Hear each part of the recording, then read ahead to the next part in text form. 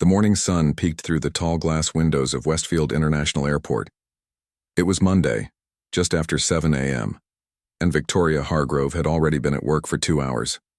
As the airport's CEO, she prided herself on being the first, one in and the last one out. Victoria took a sip of her third coffee and gazed out at the busy tarmac. Planes taxied smoothly, ground crews moved with purpose, and inside the terminal, thousands of travelers flowed through security checkpoints, like a well-choreographed dance. This airport was her life's work, her proudest achievement in 20 years of climbing the corporate ladder. "Morning, boss," said Thomas, her operations director, poking his head through the door. "Just checking if you're coming to the budget. Meeting at 8? Victoria nodded, still watching the planes. "Wouldn't miss it. The board wants another cost-cutting miracle, and A sharp beeping cut her off. Her computer screen flashed red. Then her phone buzzed with an alert. Then another. And another. What the? She grabbed her phone, scrolling through a sudden flood of emergency notifications. Thomas's own phone began to ring. His face drained of color as he listened to whoever was on the other end. "We need to get to the control center. Now." They rushed down the hallway, the sound of alarms growing, louder. By the time they reached the airport's nerve center, the room was in chaos. Dozens of screens that normally displayed flight data, security camera feeds, and system status reports were flashing error messages or going completely dark. "Talk to me, people," Victoria demanded, her voice cutting through the noise. "What's happening?" Lisa Chen, head of IT security, looked up from her keyboard with panic in her eyes. "Everything's crashing. Not just one system, all of them. Baggage handling, air traffic communication, security gates, check-in kiosks, even the climate control." As if on cue, the lights flickered. The room fell silent for a moment, then erupted in fresh panic. "Are we under attack?" Victoria asked, maintaining her composure despite the knot forming in her stomach. "Unknown," Lisa replied, typing furiously. "We can't even access the diagnostic tools to figure that out. It's like the entire network is eating itself." Victoria took a deep breath and assessed the situation. 20,000 passengers were currently in the terminal. 30 planes were on the ground. 15 more were approaching for landing. And her airport, her perfect, efficient airport, was having a complete meltdown. "Implement the emergency protocols," she ordered. "Switch to manual operations where possible. Thomas, get our staff on the ground with megaphones if necessary. We need to communicate with passengers." Thomas nodded and rushed out, already barking orders into his radio. "Lisa, call in everyone. I don't care if they're on vacation or sick leave. I want every tech person we have in this building within the hour." The next 30 minutes passed, in a blur. Victoria moved between the control center, her office, and the main terminal, watching her airport descend into chaos. The automated boarding gate stood frozen. Lines of frustrated passengers snaked through the terminal. The baggage claim area was a sea of abandoned luggage. Outside planes circled helplessly, unable to receive landing clearance through normal channels. "We've switched to radio communication with the planes," Air Traffic Manager Doug Wilson informed her, sweat beading on his forehead. "But we're flying blind without our systems. We're diverting incoming flights to regional airports."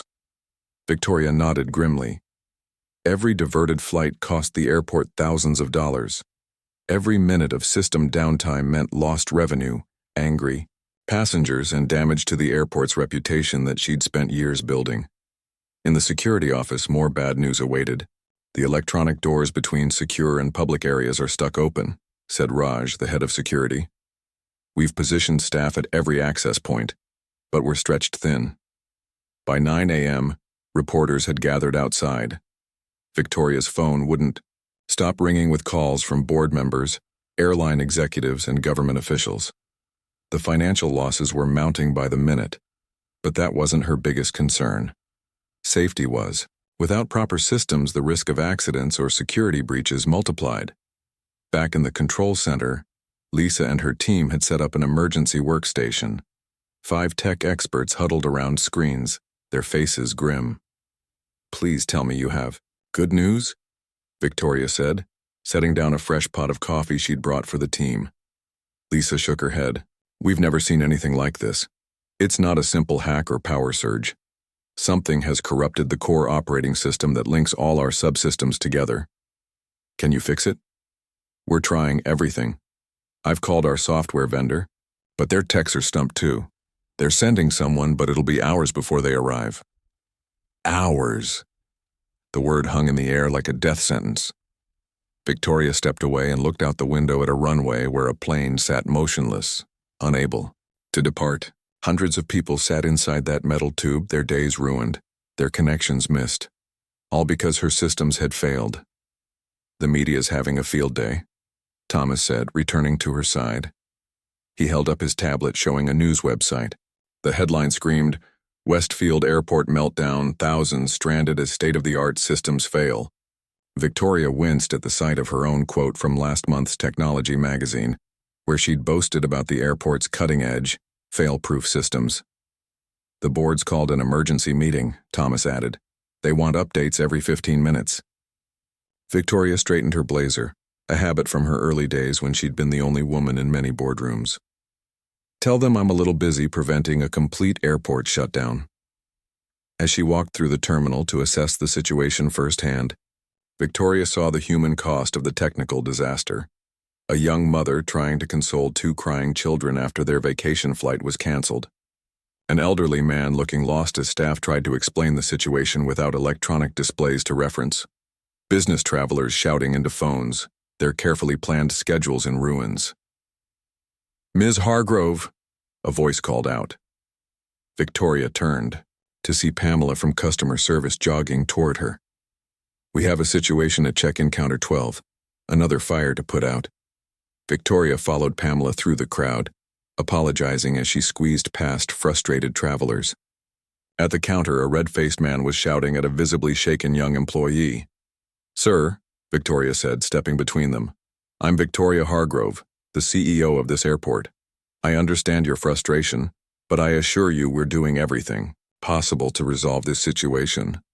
The man turned his anger toward her. "Do you have any idea what this delay is costing me? I have a meeting in Chicago that will decide the future of my company." Victoria held his gaze steadily. "I understand completely. The future of my organization is on the line today, too. Now, if you'll allow Jenny here to process your information manually, we'll make sure you're on the first flight out when systems are restored." Something in her calm determination seemed to reach him. He stepped back, still annoyed but no longer shouting. As Victoria moved on to the next crisis point, her phone buzzed with a text from Lisa. "No progress. System still completely down. Vendor says this could take days to fix if we can't find the root cause." Days. The word hit her like a physical blow. The airport couldn't function manually for days. Airlines would reroute their flights permanently. The board would have her head. By noon, the situation had only worsened. The terminal felt like an overcrowded refugee camp. Staff handed out water bottles and meal vouchers, but patience was wearing thin. The backup generators were now supporting only essential functions after 3 hours of full operation. In a quiet moment, perhaps the only one she'd had all morning, Victoria stepped into a staff bathroom and looked at herself in the mirror. Her usually perfect hair had come loose and dark circles were forming under her eyes. For the first time in her career, she felt completely helpless. "This can't be happening," she whispered to her reflection. "Not to my airport, not on my watch." Her phone rang again. It was Thomas. "Victoria, you need to come back to the control center. Lisa says there's something you should see." Did they fix it? Hope crept into her voice. There was a pause on the other end. "No, but someone else might be able to. You won't believe this." Hector Reyes wiped sweat from his brow as he pushed his cleaning cart through the airport's service corridor. After 12 years working nights as the head janitor at Westfield International, he knew every inch of the massive building. Today, though the familiar halls felt strange, alarms blared in the distance. Staff rushed past him with worried faces. Something big was happening. His phone buzzed in his pocket. His son, Thomas, was calling. Hector smiled despite the chaos around him. Tomas was the light of his life, a quiet, thoughtful boy who had grown into an impressive young man of 17. "Hey, son," he answered. Everything okay? Dad, you forgot your lunch again, Tomas said, his voice tinged with amusement. Mom says you'd forget your head if it wasn't attached. Hector laughed. Your mother knows me too well, but today might not be a good time to visit. Something's wrong with the airport systems. I know. I'm watching it on the news right now. They're saying everything's crashed. That's putting it mildly. Hector stepped aside as two security guards ran past. It's like nothing I've seen before. There was a pause on the line. Then, Tomas spoke again, his voice quieter. Dad, I think I might know what's wrong.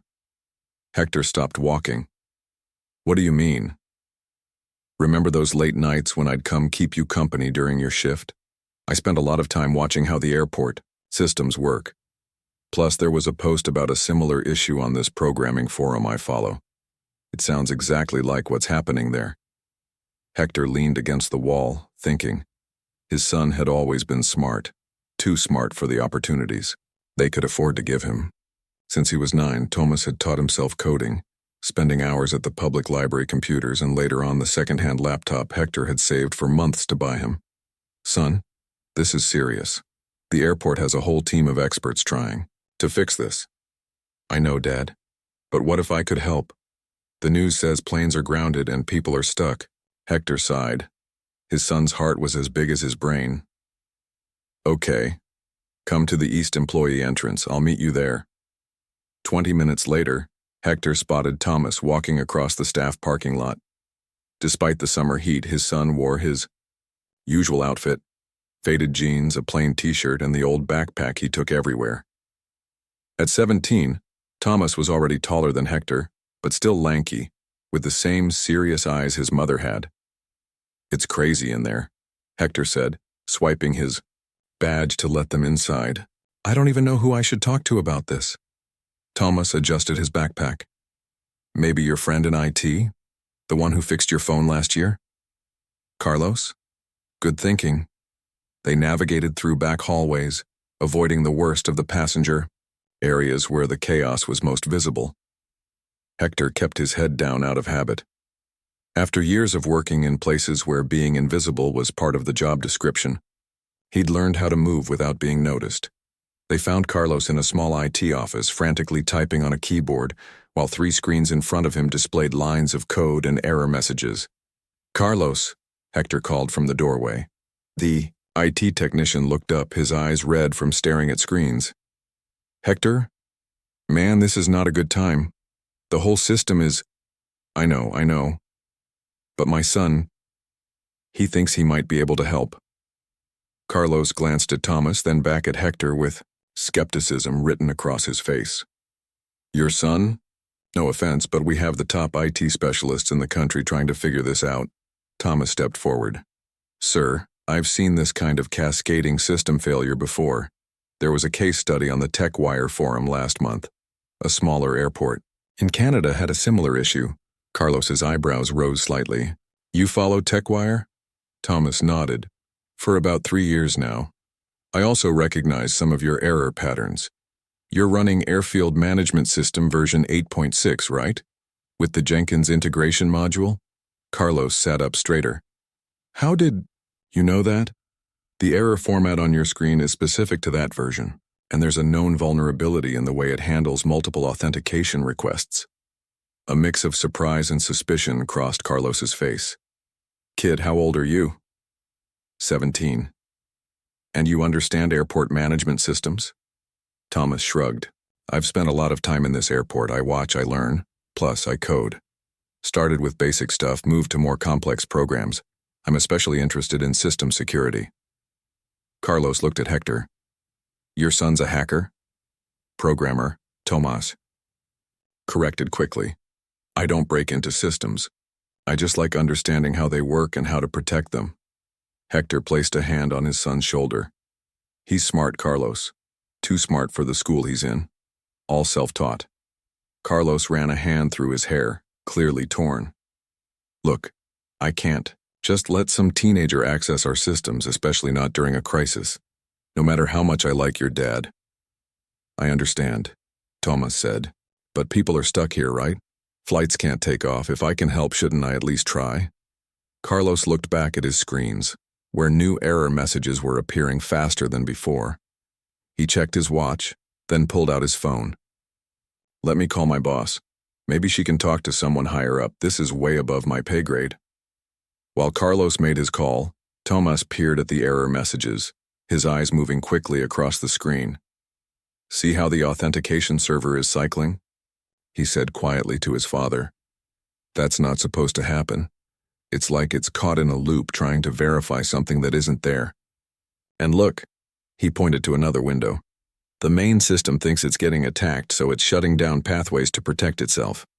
But it's actually responding to its own security measures. Hector nodded as if he understood, proud of his son even though the technical details went over his head. Carlos returned looking both worried and slightly hopeful.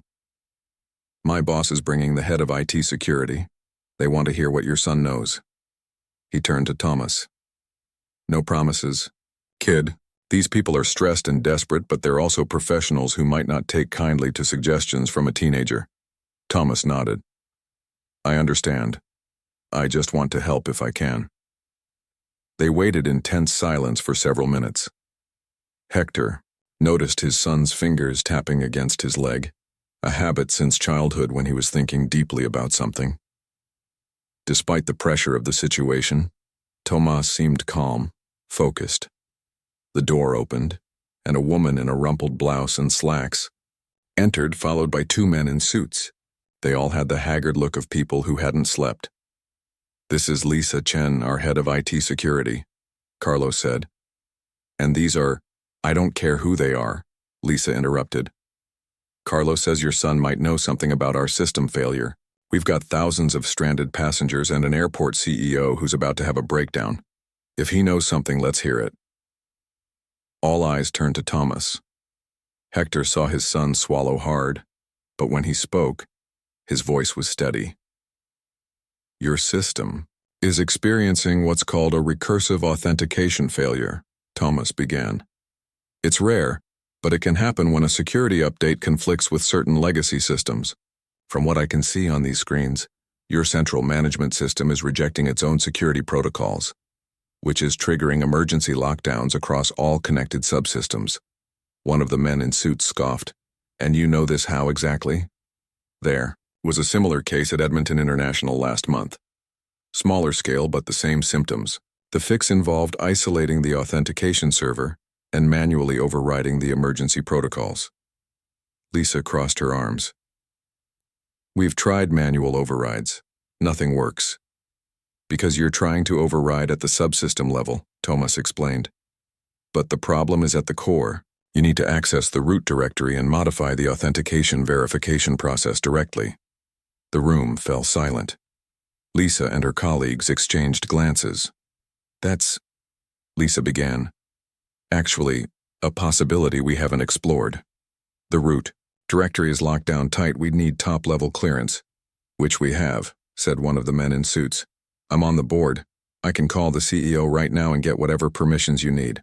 Hector watched with quiet pride as the professionals began to take his son seriously. They moved to a larger screen, and Tomas pointed out specific error patterns, explaining their significance. The technical terms flew over Hector's head, but he understood enough to know that his son was holding his own among experts twice his age. If what he's saying is true, Lisa finally said, we need to get him to the main server room. That's where we can access the root directory. The board member nodded. I'll call Victoria. You gather whatever you need. As the room burst into action, Hector pulled his son aside. Are you sure about this? What if you're wrong? Thomas met his father's eyes. Dad, I've been studying systems like this for years. I can't guarantee anything, but I think I can help. Don't you always tell me that when you have the ability to help someone you should? Hector smiled, recognizing his own words. I do say that. Just be careful, okay? These people are desperate. If this doesn't work, I know, but I have to try. The board member returned, phone in hand. The CEO wants to meet this kid herself before she authorizes root access to our systems. We're going to the control center. As they walked through the airport's back corridors, Hector felt a strange mix of pride and anxiety. His son, the quiet boy who'd spent countless nights keeping him company during his shifts, who'd taught himself things Hector could barely understand, was about to face the airport's highest authorities. People who normally wouldn't give someone like Thomas a second glance. "Whatever happens," Hector said quietly as they approached the control center, "I'm proud of you." Thomas squeezed his father's arm in response. Then the doors opened, and they stepped into a room filled with important-looking people in various states of panic. At the center stood a tall woman with sharp eyes and an air of authority that made even Hector stand up straighter. "Ms. Hargrove," said the board member, "this is the young man I mentioned. Victoria Hargrove, CEO of Westfield International Airport." Looked Thomas up and down. Her expression was a mix of desperation and doubt. "They tell me you might know how to fix my airport," she said. "I sincerely hope they're right." The control center of Westfield International Airport had always been off limits to people like Tomas and his father. It was a place for executives, engineers, and high-level security personnel, not janitors and their teenage sons. Yet here they stood, surrounded by blinking monitors and stressed-out professionals. Victoria Hargrove's piercing gaze made Tomas wish he'd worn something better than his old t-shirt and worn jeans. He was acutely aware of the hole near the bottom of his sneakers and the frayed edges of his backpack straps. "So," Victoria said, crossing her arms, "Carlos and Lisa tell me you understand our system failure. I'd like to hear it from you directly." Thomas took a deep breath. He felt his dad's supportive presence beside him, giving him strength. "Your airport runs on an integrated management system," Tomas began, choosing his words carefully. "When everything works right, all the pieces talk to each other. Baggage handling, security, air traffic, everything. But right now, the main system thinks it's under attack, so it's shutting everything down as a defense mechanism." Victoria's expression remained neutral. "And you know this how?" "I've been studying computer systems since I was 9, Thomas explained. "And I've spent a lot of time in this airport while my dad works. I've watched how things operate, asked questions when I could." A tall man in an expensive suit stepped forward. His name badge identified him as Robert Chen, Chief Technology Officer. "With all due respect, Ms. Hargrove, we can't seriously be considering giving a teenager access to our core systems. We have protocols." "Your protocols haven't fixed anything in the past 3 hours," Victoria replied sharply. She turned back to Tomas. "Continue." Tomas pointed to a large display showing error codes. "These patterns suggest a recursive authentication failure. Your system is basically fighting with itself. The solution isn't complicated, but it requires access to the root directory." Robert shook his head. "Absolutely not. The root directory contains everything. Security protocols, passenger data, airline operations. We can't just—" "Robert," Victoria cut him off. "We are losing approximately $100,000 every 15 minutes this system stays down.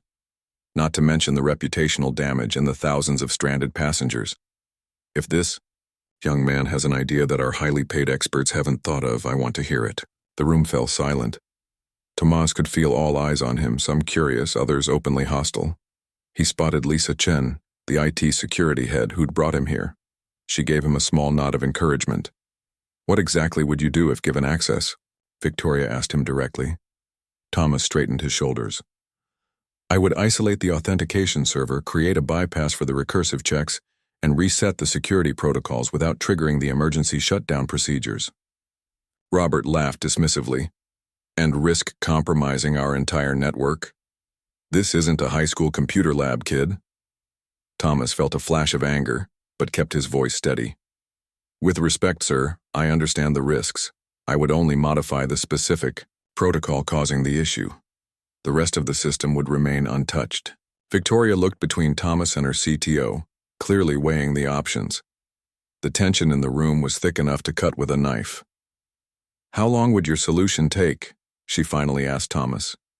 He thought for a moment. "If I'm right about the cause, less than 2 minutes once I have access. And if you're wrong, then we're no worse off than we are now." Victoria checked her watch, then looked at the chaos displayed on the monitors around the room. Stranded planes, crowded terminals, error messages flashing across every screen. Robert, escort him to the server room, she decided. Give him supervised access to attempt his solution. The CTO's face reddened. Victoria, this is highly irregular. If the board finds out, I'll take full responsibility, she said firmly. Now move. Every minute we debate costs this airport more money and goodwill than I care to calculate. Robert's jaw clenched, but he nodded stiffly. Yes, ma'am. Lisa, you're with us. And bring 2 security team members. Hector stepped forward. I'm coming too. He's my son. Victoria nodded. Of course, Thomas, keep managing the ground situation. I'll join this group in the server room. As they filed out of the control center, Thomas felt the weight of what was about to happen. He had spoken confidently, but doubt crept in. What if he was wrong? What if he made things worse? He had read about similar system failures online, had even fixed small versions of this problem on practice networks he'd built, but never on something this big, this important. The small group walked briskly through a series of restricted corridors. Robert led the way, his back stiff with obvious disapproval.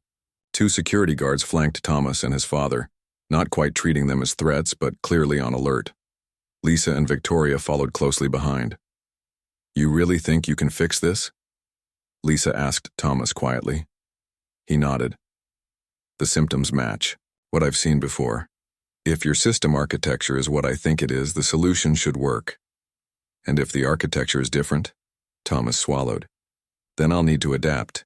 They reached a heavy door marked Server Room, authorized personnel only. Robert swiped his badge and entered a complex code on a keypad. The door hissed open, revealing a large, chilled room filled with tall server racks, blinking lights, and the constant hum of cooling systems. This is the brain of the entire airport, Robert explained unnecessarily, his tone making it clear how much he disapproved of Tomas's presence. One wrong move in here could shut down critical safety systems. Victoria stepped forward. Which is why you'll be monitoring his every action, Robert. But let him work. They approached a workstation in the center of the room. Multiple screens displayed complex system diagrams and cascading error messages. You'll use this terminal, Robert said to Thomas. I'll enter my credentials to give you temporary access. Every keystroke will be logged and recorded. Thomas nodded, setting his backpack down and pulling up a chair. His heart was racing, but he tried to keep his hands steady as Robert logged in and stepped back. You have access to the root directory, Robert said. Don't make me regret this. Tomas took a deep breath and began typing. The room fell silent except for the click of his fingers on the keyboard and the constant hum of the servers. He navigated through the complex file system with surprising speed, eyes scanning the code that appeared on the screen. What exactly are you looking for? Lisa asked, leaning over his shoulder. The authentication verification protocol, Thomas replied without looking up. It should be here. He opened a file containing thousands of lines of code. To the others, watching it probably looked like meaningless text, but Thomas moved through it with purpose, scrolling rapidly until he found what he was looking for. See this? He pointed to a section of code. This is where the problem is. The system is stuck in a verification loop because these 2 protocols are conflicting. Robert leaned closer, his skepticism momentarily replaced by professional curiosity. That's the security update we installed last week. It's not compatible with your legacy systems, Thomas explained. It's creating a feedback loop in the authentication process. Each system thinks the other is an intruder. Lisa nodded slowly. That actually makes sense. But fixing it would require rewriting parts of the core security protocol. That could take days. Not necessarily, Thomas said. We just need to create a temporary bypass that breaks the loop without compromising security. His fingers flew across the keyboard as he spoke, creating a new file. What are you doing? Robert demanded, tension creeping back into his voice. Writing. A patch. Tomas answered simply. It will redirect the authentication request through an alternate pathway, breaking the loop without disabling security. Victoria, who had been watching silently, spoke up. And this won't compromise passenger data or security systems? No, ma'am. It's like adding a traffic light at an intersection where cars keep crashing into each other. We're not removing the intersection, just making sure traffic flows properly. Robert was watching the code Thomas was writing with grudging interest. That's actually quite elegant, he admitted reluctantly. But it's still risky. Less risky than leaving things as they are, Thomas replied, continuing to type. There. The patch is ready. He looked up at Victoria. I need authorization to implement this. It will temporarily halt all systems for about 30 seconds while it takes effect. Victoria met his gaze steadily. If this doesn't work, I understand the stakes, Thomas said quietly. A moment of silence passed as Victoria weighed her options. Finally, she nodded. Do it. Thomas took a deep breath and executed the command. Immediately, all the screens in the server room went dark. The only sounds were the continuing hum of the cooling systems and someone's sharp intake of breath. For what felt like an eternity, nothing happened. Thomas counted the seconds in his head. 10, 15, 20. Then, one by one, the screens began to light up again.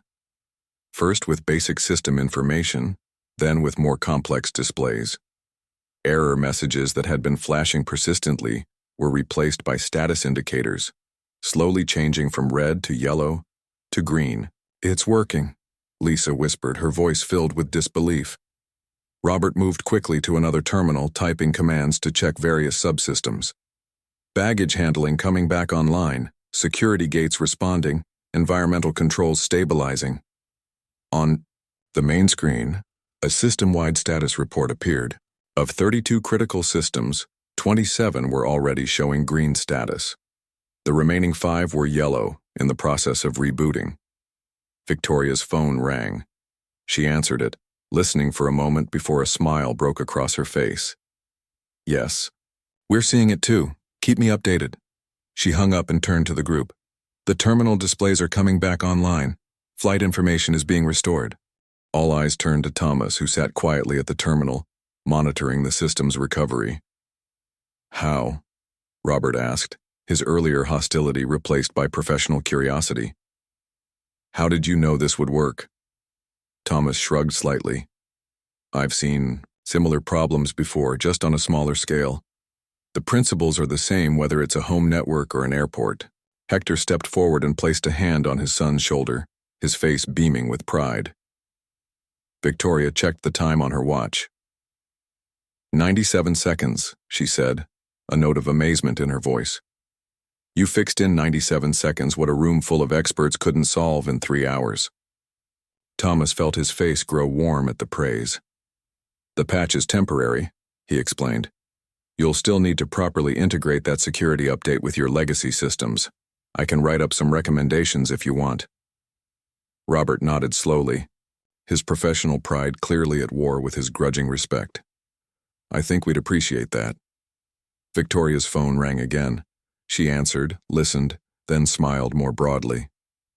Excellent. Tell them we'll have a complete restart within the hour. She hung up and addressed the room. Air traffic control systems are back online. We can start landing planes again. The atmosphere in the server room transformed from tense anticipation to cautious celebration. Lisa patted Thomas on the back. Even the security guards looked impressed. Mr. Reyes, Victoria said formally, addressing Hector, your son has just saved this airport millions of dollars and thousands of passengers from further delays. I think we need to have a conversation about his future. Hector nodded, his eyes shining with pride. Yes, ma'am. As they prepared to leave the server room, Robert hesitated, then extended his hand to Thomas. Good work, he said simply.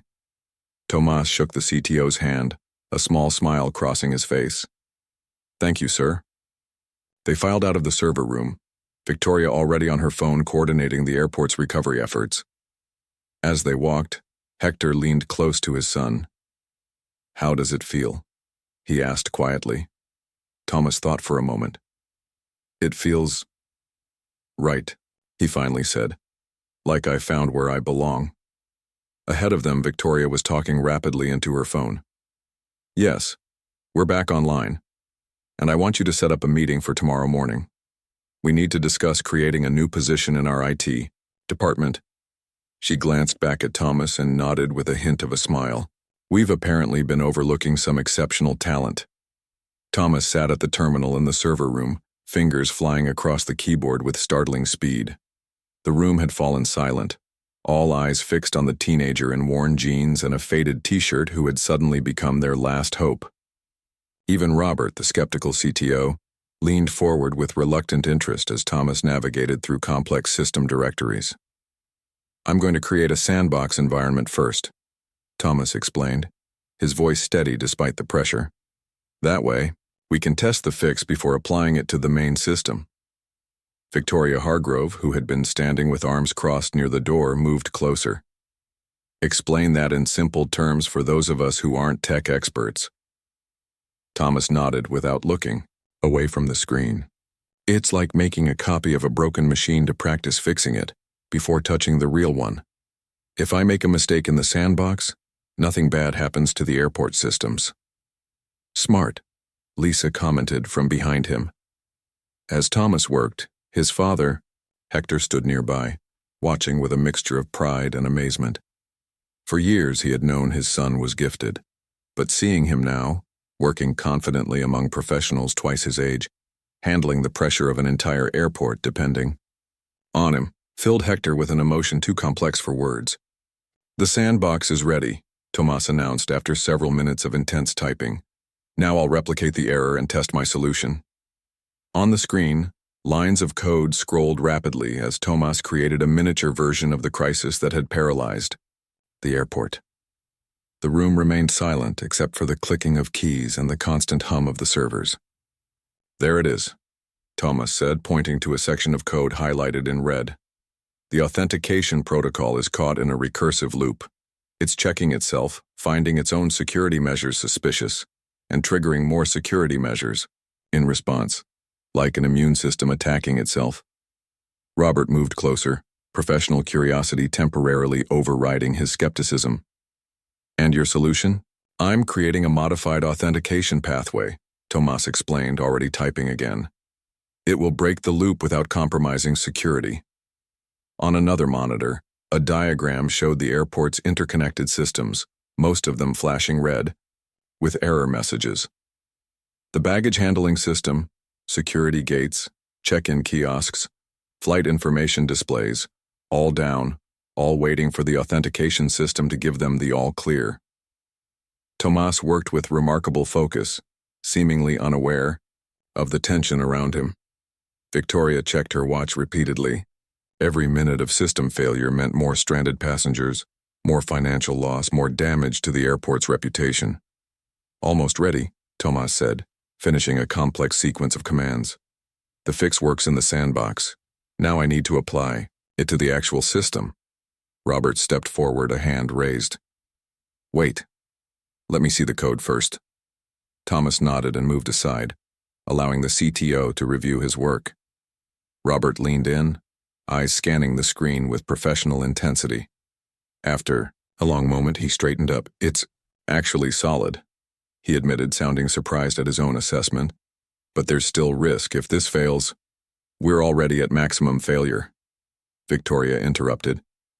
Every system is down. We have nothing to lose. She turned to Thomas.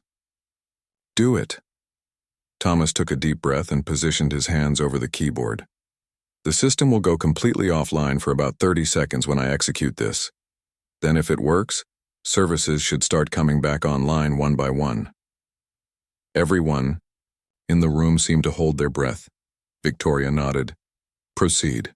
With a few keystrokes, Thomas initiated the fix. Immediately, every screen in the room went dark, plunging them into the dim emergency lighting.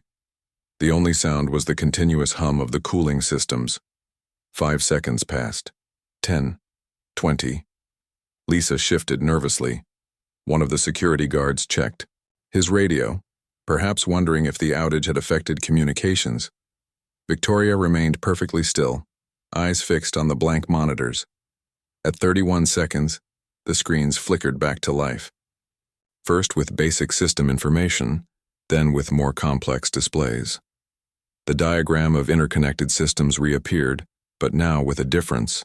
Authentication protocols showed green. One by one, other systems began changing from red to yellow to green. Baggage handling coming back online, Lisa reported, watching her terminal. Security gates initializing. Environmental controls responding. Robert moved quickly to another workstation. Air traffic management systems are rebooting. Clean start, no errors detected. More systems turned green on the main display. Terminal interfaces, check-in systems, security cameras, flight information, displays. Victoria's phone rang. She answered, listened briefly, then allowed herself a small smile. "Keep me updated," she said before hanging up. "The main terminal screens are coming back online. Gate agents report their systems are responding." All eyes turned to Thomas, who sat quietly monitoring the recovery process, making small adjustments. "As needed." "How long did that take?" Victoria asked, checking her watch again.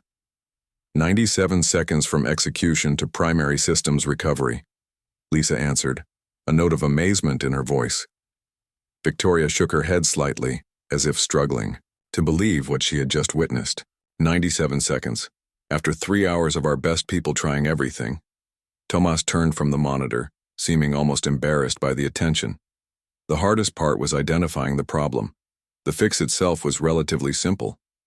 "Simple?" Robert repeated incredulously. "You rewrote core authentication protocols on the fly." Tomas shrugged. "I've seen similar issues before. Just never in an airport." Victoria moved to stand directly in front of Tomas, studying him with new interest. "Where exactly did you learn to do this?" "Mostly self-taught," Tomas answered. "Libraries, online forums, practice projects. My school doesn't offer advanced computer science, so I've had to learn on my own." Hector stepped forward. "He's been like this since he was little, always figuring things out, teaching himself.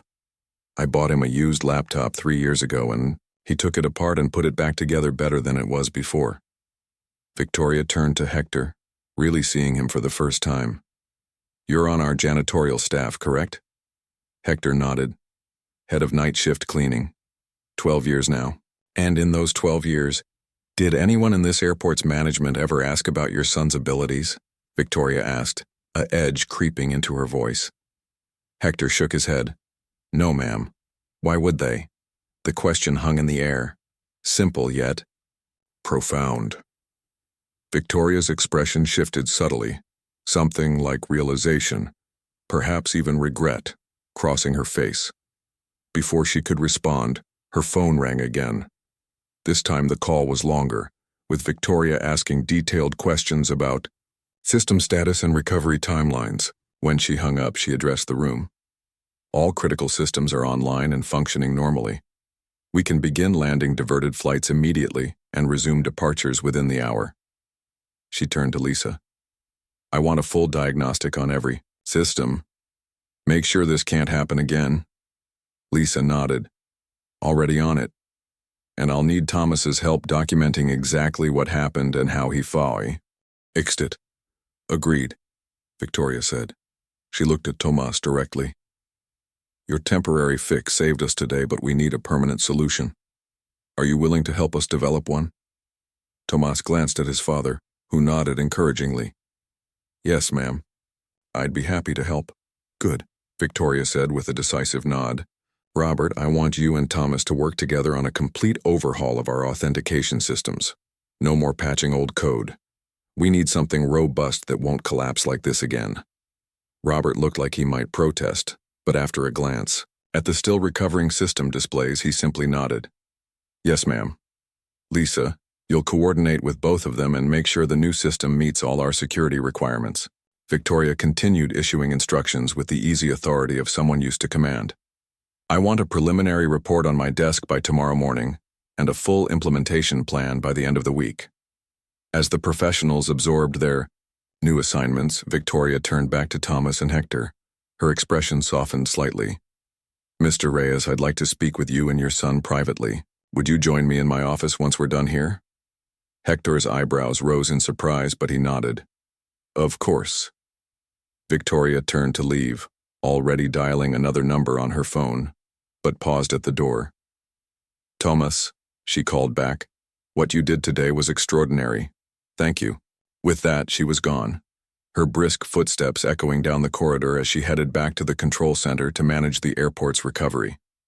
The server room burst into activity, with Lisa, Robert, and their teams running diagnostics, documenting the incident, and planning next steps. In the midst of it all, Thomas sat quietly, explaining his solution to a junior technician who was tasked with recording every detail. It's like this, Thomas said, drawing a simple diagram on a notepad. The authentication system was checking its own checks, creating an infinite loop. My fix essentially created a new pathway that breaks that loop without compromising security. The technician nodded, clearly impressed. And you came up with this on the spot? Thomas shrugged. I've read about similar problems. The principles are the same, just applied to a larger system. Hector, watching from nearby, felt a familiar mixture of pride and sadness. Pride in his son's incredible abilities, and sadness that those abilities had gone unrecognized for so long. How many other opportunities had Thomas missed because of their circumstances? How many doors had remained closed to him simply because of who his father was, or wasn't? Robert approached them, his earlier skepticism replaced by a grudging professional respect. We're going to need you for the next few days at least, he said to Thomas. The temporary fix is holding, but we need a permanent solution.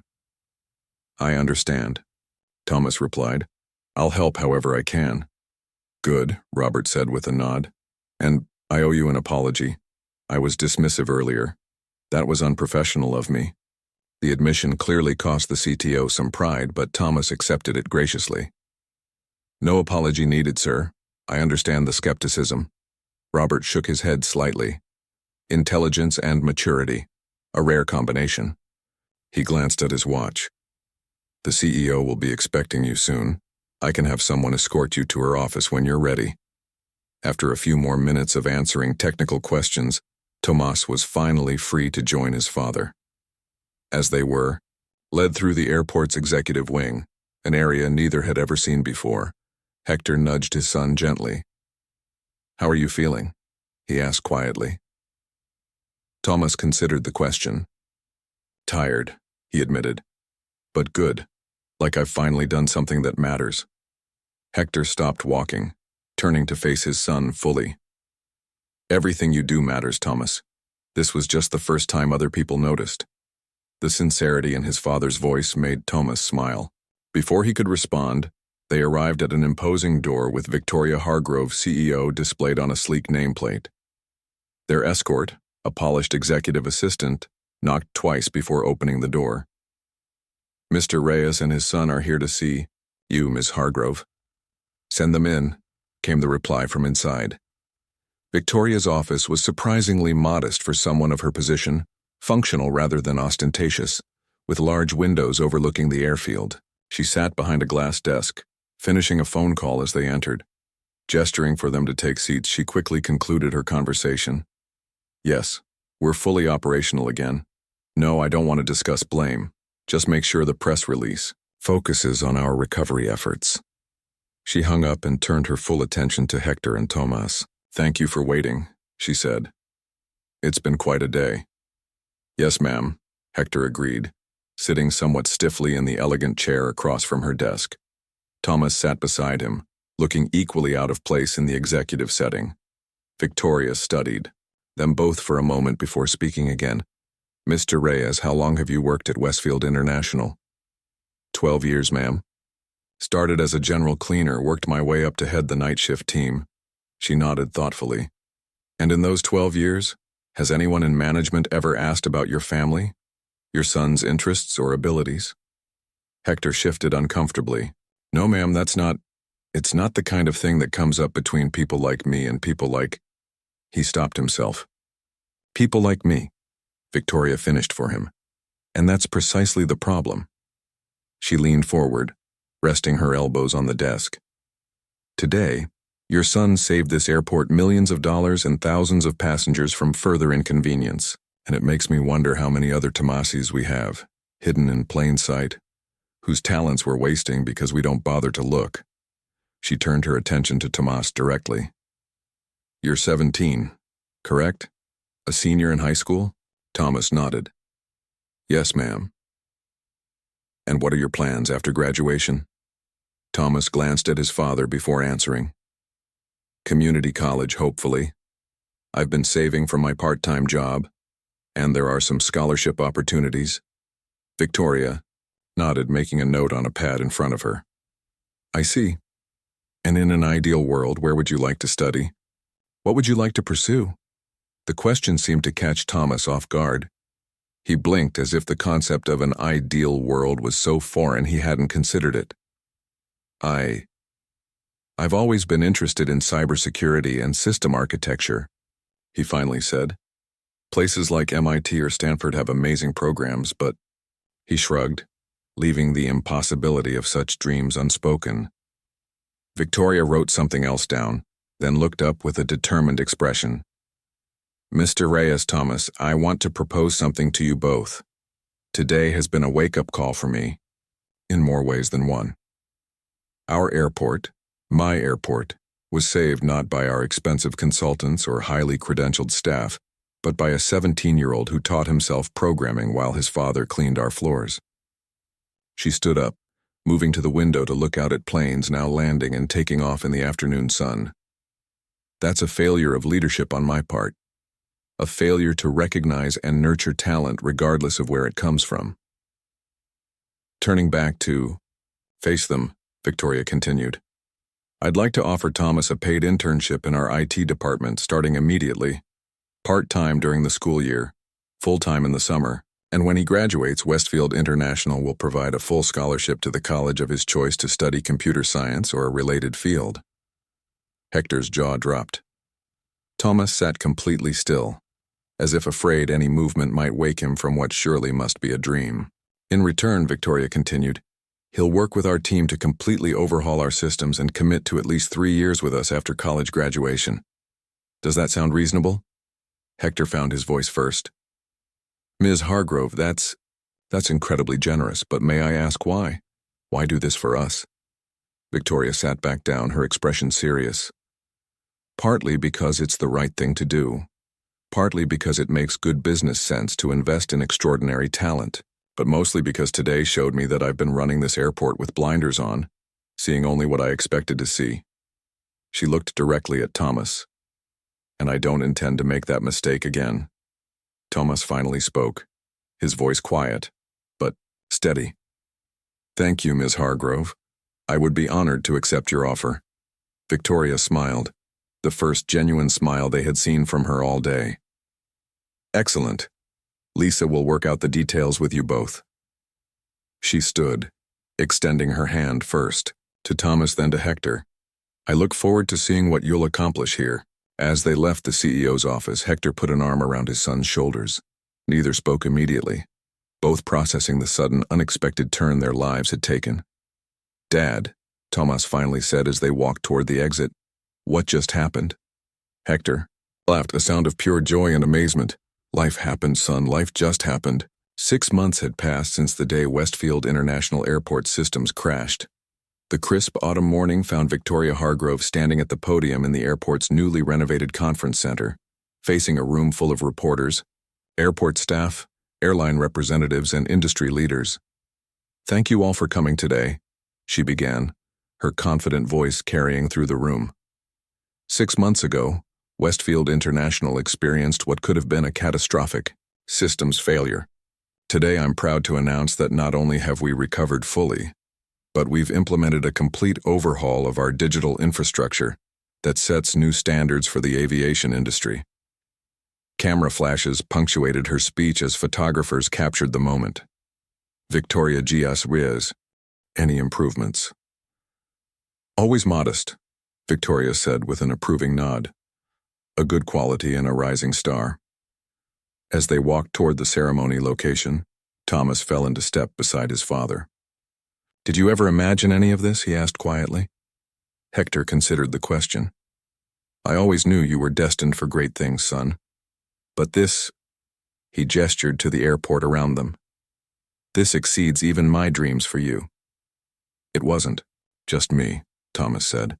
Without you bringing me here all those nights, without your support and encouragement. Family, Hector said simply. That's what family does. We believe in each other when no one else does. They reached the new Security Operations Center, a state-of-the-art facility that incorporated many of Thomas's design ideas. A ribbon stretched across the entrance, with Victoria already standing ready with a large pair of ceremonial scissors. As cameras flashed and the crowd gathered, Thomas found himself at the center of attention once again. Victoria handed him the scissors. You fixed our broken systems, she said for all to hear. It's only right that you should open the facility designed to prevent future breakdowns. With steady hands, Thomas cut the ribbon. Applause erupted as the doors opened, revealing banks of monitors, advanced security systems, and a team of operators ready to begin work.